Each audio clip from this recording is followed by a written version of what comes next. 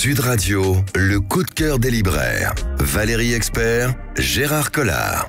Bonjour Gérard. Bonjour madame, ça va? Bien parler dans le micro, ça ira mieux, on vous entendra ça me bien. Gêne, voilà. il est trop gros, vous avez deux paires de lunettes? Oui, parce que c'est l'âge, il y a un Oui. moment, Vous il y en a une pouvez pour pas- faire beau et puis l'autre qui sert vraiment.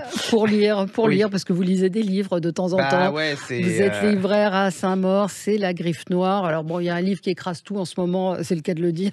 Si vous tombez sur Ouais. le pied, vous risquez de pas vous en remettre. Le suppléant, vous le vendez ou pas le livre? Alors, on Moi, n'est pas je représentatif. suis hein. épatée parce que les gens lisent quand même relativement peu et Oui. de voir qu'on se précipite pour acheter ce livre qui fait 600 pages, qui pèse 824 grammes, je l'ai pesé hier, je suis sidérée. Et alors moi, je suis assez inquiet pour ma librairie parce que on vend plein de livres par plusieurs centaines d'exemplaires, ceux qu'on aime. Et là, j'en ai vendu 16. Alors, il paraît qu'ils en ont fait 400 000, plus 50 000, plus je sais pas quoi. Et alors, j'ai quand même zioté un peu. Enfin, j'ai ouvert quand même un peu. Mais c'est terrible parce que j'ai l'impression de perdre mon temps. Donc, je me suis dit, je vais pas lire 400 pages de choses complètement inutiles. En plus, qu'on peut regarder, on a toutes les bonnes feuilles partout. J'avoue que là, il y a... Et alors, les gens viennent vous dire c'est cher. Alors, c'est vrai que c'est... On avait fait le au prix au poids, c'est pas cher en fin de compte, ça 26. Alors il vaut 26,50 €, donc 826 grammes divisé par. Ouais, je sais pas, ça ça fait fait pas à très 30, cher. 38 Ouais. centimes la page. Enfin, ça fait cher pour du vent quand même. Donc, oui, surtout qu'on vous a à peu près tout raconté voilà, ici et là, mais c'est 210 000 exemplaires le premier tirage, réimprimé à 50 000, puis à 30 000, puis à 50 000. Il y a tellement de choses formidables, de romans qui vous emportent, qui vous emmènent. J'avoue que je sais pas où il est comprends vend, pas. quoi. C'est ça, à mon avis, c'est surtout les grandes surfaces, les choses comme ça. Parce oui, que... mais c'est pas du mépris. Hein, non, pas du tout. Mais Ça, chacun vit. c'est étonnant parce que moi qui lis énormément, vous aussi, aller me taper 500 pages sur la vie du prince Harry, j'avoue que j'aurais un peu de mal. Moi mais non bon, plus. Mais bon, c'est comme ça. Chacun son truc, hein, on va pas. Alors Noël est passé, mais je voulais vous signaler cette petite merveille, le procès du Père Noël. Condamnerez-vous le Père Noël? Alors c'est Raphaël Costa. Il est spécialiste du droit de l'espace et enseignant en droit public à l'université de Saclay. Si vous êtes sur Twitter, je vous conseille d'aller vous abonner à son compte qui s'appelle Curiosité juridique, donc qui vous raconte des condamnations qui sont, mais vous éclatez de rire à chaque fois. Et puis là, il a eu l'idée, en fait, c'est au-delà de la blague et du côté ludique, c'est l'inculpation du Père Noël, parce que le Père Noël, il commet un certain nombre d'infractions, figurez-vous. Donc, il est mis en examen, il a été arrêté. Nous, on est les jurés, donc on va lire tout le procès. Donc, il est inculpé de violation de domicile et de l'espace aérien français, exploitation et travail forcé des lutins, acte de cruauté envers les reines, livraison de jouets contrefaits et défectueux. Ensuite, il y a les témoins, la mère Noël, mon mari est innocent, le lutin qui dit qu'il travaille pour le Père Noël depuis 102 ans et que c'est sa raison de vivre. Il y a les célébrités, Karl Lagerfeld, le Père Noël, c'est rouge, c'est moche, ça ne va avec rien, mais ça peut sauver l'enfance. C'est au-delà du côté de la boutade, c'est que ça vous apprend des éléments de droit. Oui. C'est extrêmement... C'est quand même une sacrée caricature et un sacré portrait en creux de notre société quand même. Hein. Complètement, c'est-à-dire qu'on peut trouver, on peut condamner n'importe qui à partir de principes sacro-saints maintenant, quoi. Non, ça pose des questions. Donc sur les reines, par exemple, les reines sont peut-être très heureux. L'un d'entre eux, Rodolphe, sera d'ailleurs amené à s'exprimer à la barre.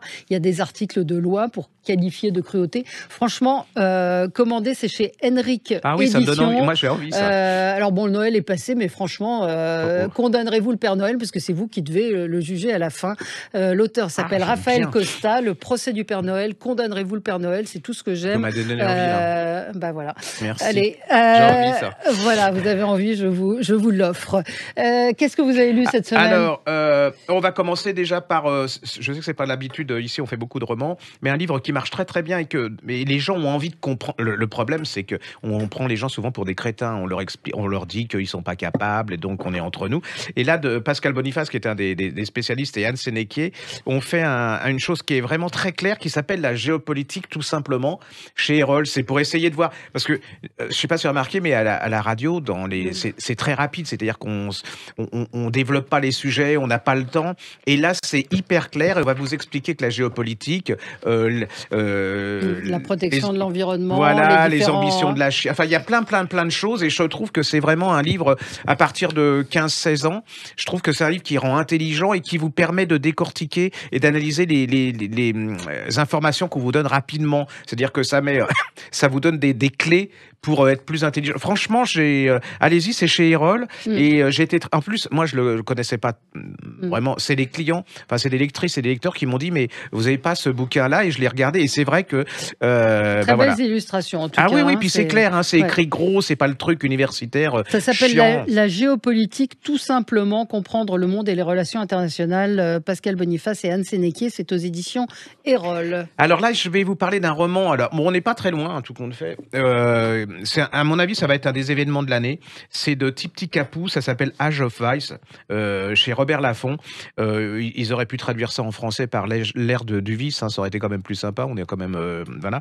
Et c'est hallucinant. C'est-à-dire que pour moi, c'est le vrai premier grand roman écrit sur l'Inde d'aujourd'hui. C'est-à-dire que souvent, vous faites l'Inde des Maharajas ou alors l'Inde des années 80. Voilà. Et là, elle va vous décrire, elle va vous donner un portrait de... Alors, ça se passe à New Delhi. Alors, c'est... les plus pauvres, c'est-à-dire vous avez un petit garçon à la base, alors je connaissais pas du tout, hein, c'est-à-dire qu'on les enlève on les achète à leurs parents pour les faire travailler dans les montagnes pour des propriétaires qui les exploitent comme pas un. Et je crois qu'il s'appelle Ajay. Et là, vous le voyez comment ce gosse, en plus on leur fait croire que l'argent qu'ils gagnent, qu'on leur donne pas, va aux parents pour qu'ils survivent.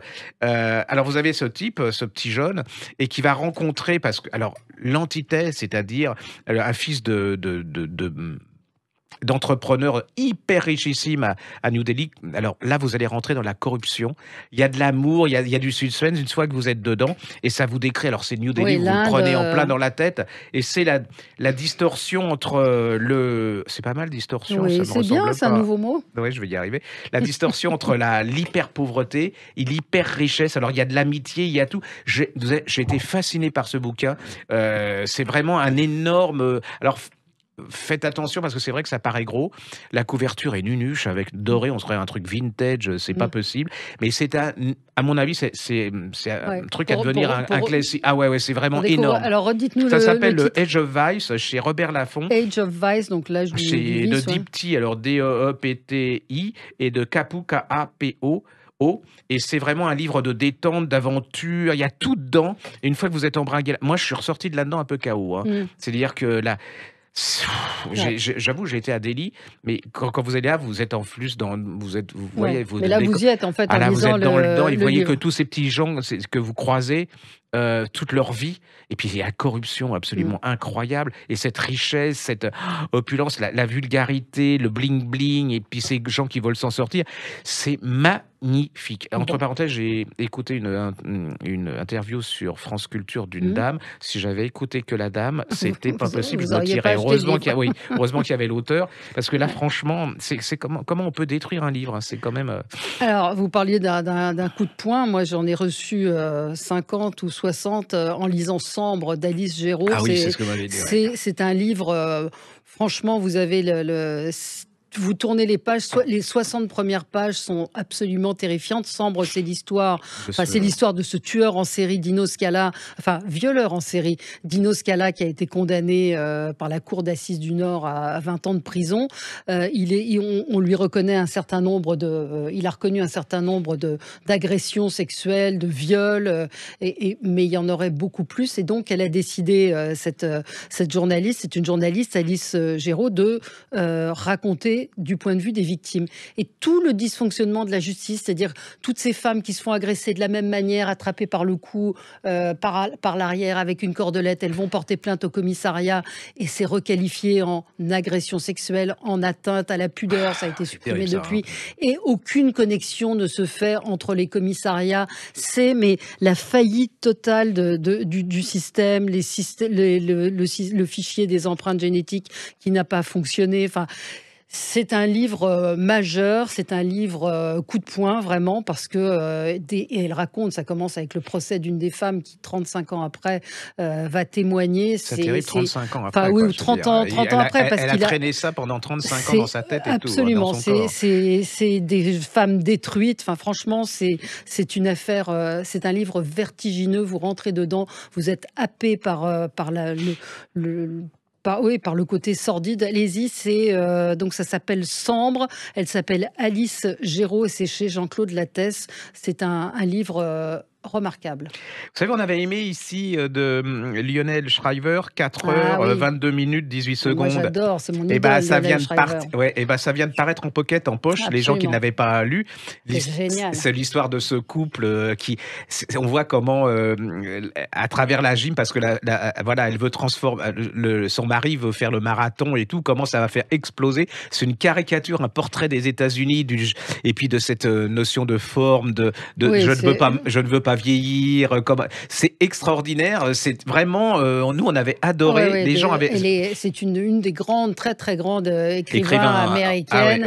Et ce livre-là, encore une fois, c'est d'une subtilité, d'une finesse dans la description. C'est d'un humour. C'est un humour vache. C'est très acide, très, très amer. Et puis c'est l'histoire d'un couple de retraités où il n'y a pas grand-chose qui fonctionne. Non, pas du tout. Et donc... il reste par convenance. Quoi, voilà, et donc lui décide de courir le marathon et ça devient une obsession.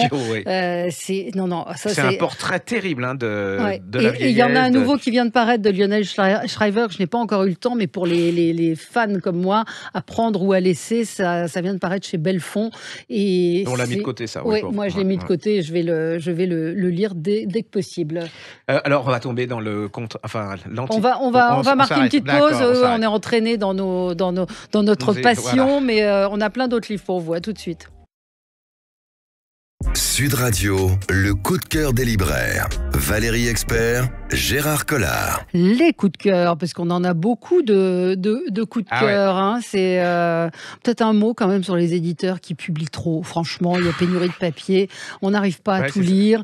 La Seconde Guerre mondiale, arrêtez un peu avec la Seconde Guerre mondiale. Je vais vous agacer tout à l'heure. Non, mais j'en peux plus. Oui, mais je vais vous agacer quand même. Oui, il y a des trucs bien, mais il y a un moment où vous dites, est-ce qu'il n'y a pas... Voilà, on peut pas aller à autre chose. C'est vrai, chaque fois que je dis un truc sur la Seconde Guerre mondiale. Alors, allez-y.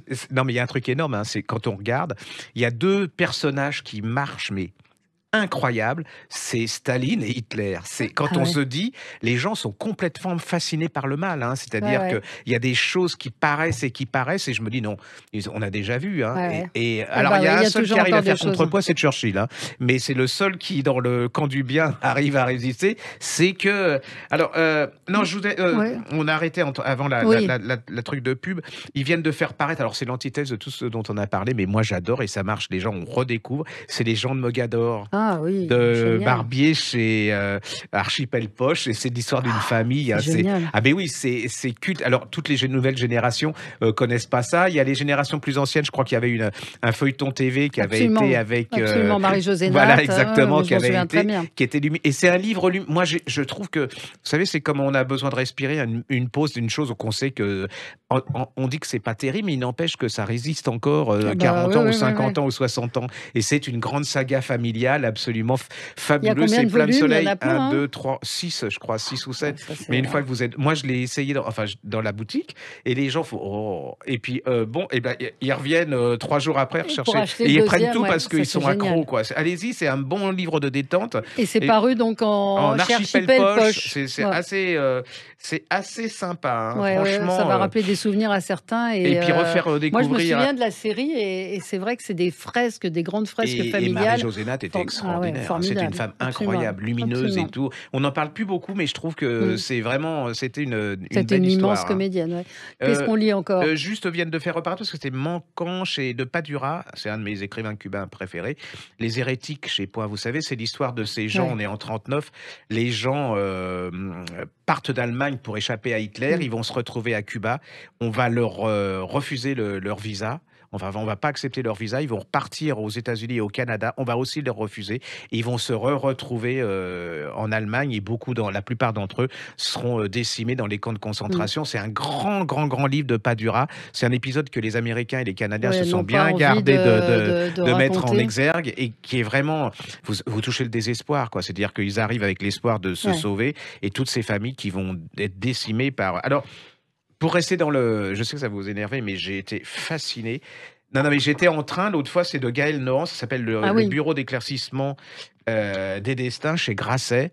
Et je pensais à vous parce que je me disais, et j'ai pris, alors Gaëlle Nohan, je l'adore, c'est elle qui avait La part des flammes sur le bazar de la charité, qui était un livre magnifique et qui va rester un classique, mais elle a écrit plein de choses, hein, donc il n'y a pas de problème, il faut les lire. Et là, c'est l'histoire d'une femme, on est des années 90, Irène, elle trouve un emploi, elle est mariée à un Allemand, hein, elle est française, elle se retrouve en Allemagne, et elle va être employée au centre de documentation sur les persécutions nazies. Je pense que ça existe, hein. Je n'ai pas fait de recherche pour savoir ce qui était vrai dans ce livre et ce qui n'était pas vrai. Et une fois que vous êtes dedans, voilà. Et en fait, ce qui se passe, c'est que dans cette institution, il y a un service des petits objets qu'ils ont retrouvés sur les camps, dans les camps de concentration. C'est comme, et elle est chargée de retrouver les personnages. Et là, elle a une petite poupée de chiffon. Et on décide de retrouver à qui appartenait ce petit, pour le donner à la famille, pour donner, voilà. Et sur cette poupée de chiffon, il y a un numéro. Et c'est un numéro d'immatriculation des camps de concentration.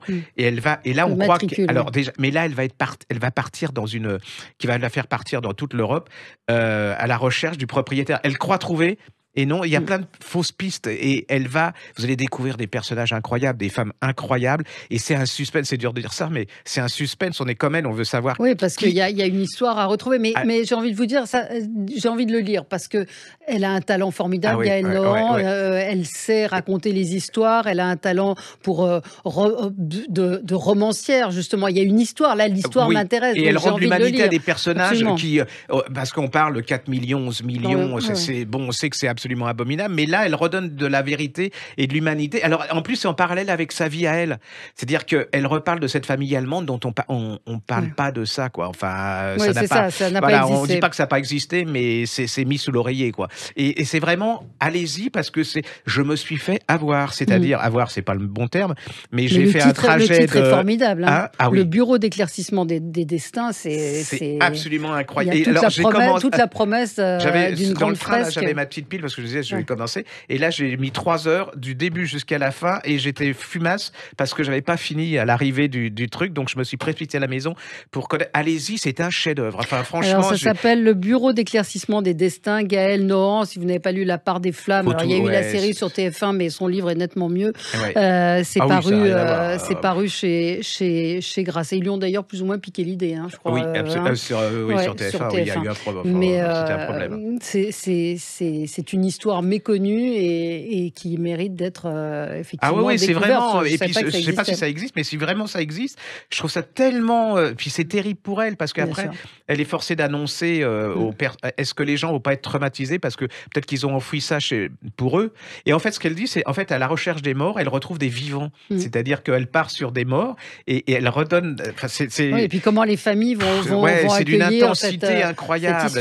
Et puis c'est pas du.